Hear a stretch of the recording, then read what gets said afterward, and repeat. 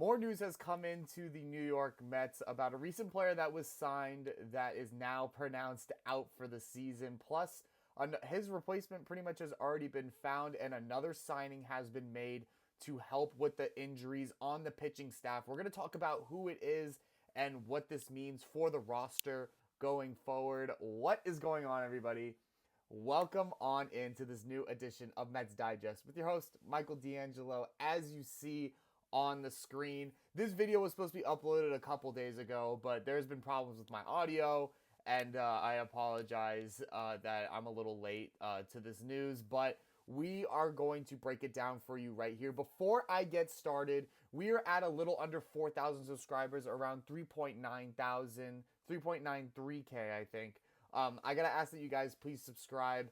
And as soon as we hit 4,000 subscribers, I will be doing my next giveaway on my Twitter. I will drop my Twitter as soon as we hit 4K so you guys can go and join the giveaway. So make sure you guys tell your friends, tell your family, tell your cousin, tell your dog, tell whoever that this is your one-stop shop for everything New York Mets baseball. Anything roster news, trade updates, free agency rumors, trade rumors, all of that right here on Mets Digest. Me and Flobo boys have been killing it so far here this spring training, and we're going to keep it going. So let's get started. Now, everyone knows that Nick Madrigal was signed to a minor league contract to pretty much be the Jose Iglesias replacement on this roster, and he was going to be fighting for a major league roster spot along with guys like Luisangel Acuna, Brett Baty, and Ronnie Mauricio.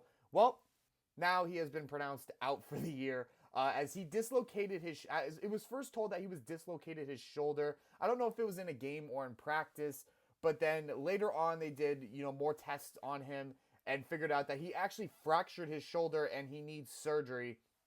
So now he is done for the season. And I mean, look, no one here was a big Nick Madrigal fan to begin with. I think we all wanted the young guys to kind of compete for the roster spot, and Nick Madrigal was kind of that experienced player that would be there just in case any of those guys were to pretty much crash out and just be an absolute disappointment during spring training. But this is pretty much Luisangel Acuna and Brett Baty's spot to lose on this team now. We have seen Brett Baty now taking reps at third base, shortstop, and second base. If you guys have been watching, he's been making some great plays at third base. He just made another diving stop at third base right now against the Boston Red Sox in spring training. So, I mean, look, he's gonna come out with the vengeance because of what happened last season, and now it's pretty much his spot to lose. I know there's a lot of Brett Baty doubters out there, including me, but I'm telling you guys right now, he is probably going to end up walking on this roster due to injuries and just guys not performing up to their ability.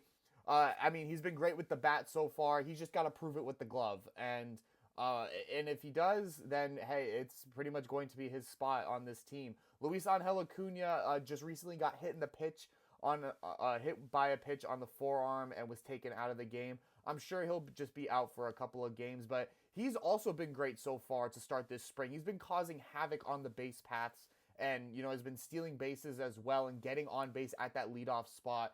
So it is pretty much going to be neck and neck between him and Brett Baty, and I'm really excited to see. I hope both of them are able to make it somehow, as they are two top prospects in our organization. And don't forget about Ronnie Mauricio as well, who you guys know I'm extremely high on. And we haven't seen him appear in any games just yet, but he has been taking live at-bats, taking swings in the cages, and all of that good stuff. In my opinion, I think he should be competing for the DH spot due to the fact that we are a little weak in that spot with Starling Marte still being that kind of guy for that and Jesse Winker. I think Ronnie Mauricio is miles better than any of those two guys, and I hope that he can come back soon and prove to this management that he belongs on this team. But so far, we have those three guys pretty much competing for the roster spot that Nick Madrigal was also competing for. The new candidate that has come in for this situation has been Alexander Canario, as we traded for him from the Chicago Cubs for cash considerations. If you want more on Alexander, go check out Flobo's last video. He has all the details about him. he pretty much made around 28 plate appearances with the Chicago Cubs on the Major League roster last season, and it hit around at a 280 average. So he's a decent hitter, but he strikes out a lot, and he might just end up being a nice AAA player that he will be bouncing up and down between AAA and the Major League roster next season. But we're all really looking at Brett Baty and Luis Angel Acuna to kind of be those full-time guys.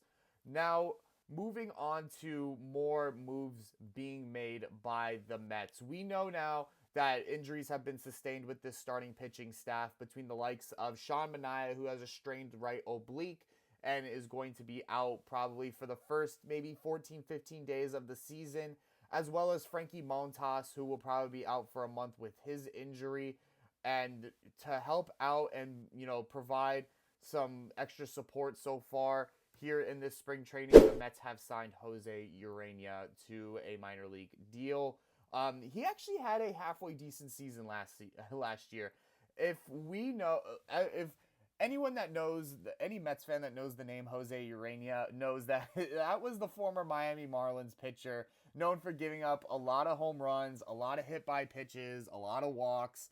But last year on the Texas Rangers, he didn't do not too shabby from him. He kept his ERA below a 4 and made 33 appearances last year. So, I mean, he's definitely, turned into an all-right spot starter. And, you can expect him to kind of compete for, a major league roster spot and kind of be that fill-in. Do I expect him to be on the major league roster the entire season? Absolutely not. As soon as Frankie Montas and Sean Manaea kind of get their bearings and are, healthy, for the most part of the season, you could see him probably getting waived or just, being down in AAA the entire year. Remember, this pitching staff has a lot of depth to it. You still have guys like Tylor Megill and Griffin Canning, fighting for rotation spots, and José Urena has now joined that competition. But guys are going to be out for a month like Frankie Montas, and you need spots to fill that, especially experienced guys. The NL is going to be tough the entire year, as we know. And, you're not going to be able to spend the entire time trying to develop guys and, get their bearings under them when, you're competing for an NL East title. But, what we know right now is, even with all these injuries sustained, we're still going to have around a 6-man rotation. Kodai Senga and Clay Holmes, Kodai, who's making his Grapefruit League debut, I think today. I'm not entirely sure. I think it is today. Today is Sunday, against the Boston Red Sox. I'm pretty sure he's making his debut today. Clay Holmes, who's looked great so far during the spring. David Peterson, Paul Blackburn, Tylor Megill, Griffin Canning. We have a lot of starters that are on this roster that are ready to go, and guys are going to be maybe sent down to the bullpen, as they need as much support as they can possibly get, and that is where we stand right now. I still don't. What I am very confused about is, the number one issue with this team has always been health. And we're still signing guys who are known in their careers so far for sustaining injuries, like Griffin Canning and Frankie Montas, who we gave him a lot of money. And he hasn't had a complete healthy season for the past 3 years. So I just don't understand why we gave him that much money when he hasn't shown anything in the past few years that shows that he deserves that type of money. I mean, even with the Brewers, he never really had a full season. With the Reds, he never really had a full season and just didn't really show the type of firepower that he had when he was on the Oakland Athletics. And I understand he's a David Stearns guy, and Stearns probably likes him when he was on the Brewers and whatnot. But that was some good money that you could give to some quality starting pitchers that were out there in free agency. I mean, that was like Blake Snell money. I mean, I know you had to sign him long term, but still, just the amount of money that we gave him, it was close to $30 million a year.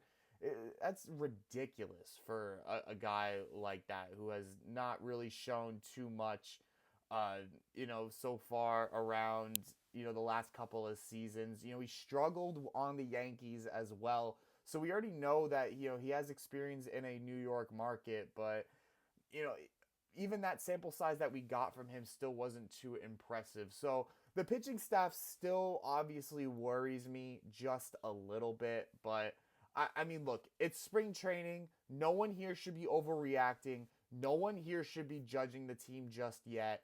I mean, guys are getting their bodies going.